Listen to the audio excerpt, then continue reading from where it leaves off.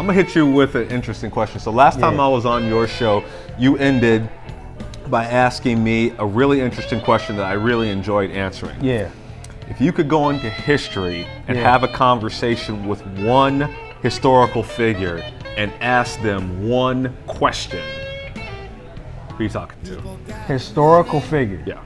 And I ask them one question. It's funny because I try to avoid that question because I ask it so much. Yeah, you asked me that question. Yeah. So while you think about that, I'll give you my answer. What I told him is I would like to talk to the biblical historical Solomon from the Bible.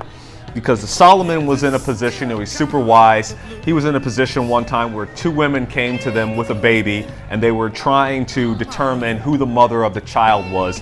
And Solomon, in his infinite wisdom, told them that he would split the baby in half and that they would both take a half. And he knew that the real mother would not let that happen, so she would be willing to give the child away. I would like to ask Solomon, if they had to call this bluff, would he have actually cut the baby in half? I don't think he actually would have, but that's the question I would have asked. Yeah, I got a couple. I always think about like people that have been like persecuted, right? And so like I'm always thinking about their feelings and like how they felt. Okay. So two people, but I'll go with one. But two people I really like to talk to would be Rosa Parks. But I would also really, I think number one, if I could speak to Nelson Mandela, like I would really ask Nelson Mandela, like, what did it feel like to be in prison for, what was it, 27 years, 28 years? The question that I would ask him is basically, how did you go through all of that and then you walk out and everything was okay, like you forgave everybody, and you didn't really have that big of a, like an outward, like angry chip on your shoulder? Like how did that happen for yourself? And sometimes I wonder, maybe he did.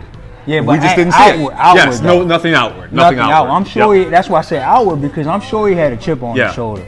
Like he spent a lot of time thinking about how to maneuver through it, and I'm sure a lot of the way he acted after he got out was more strategic, because that's what he needed to do to pull everything back together.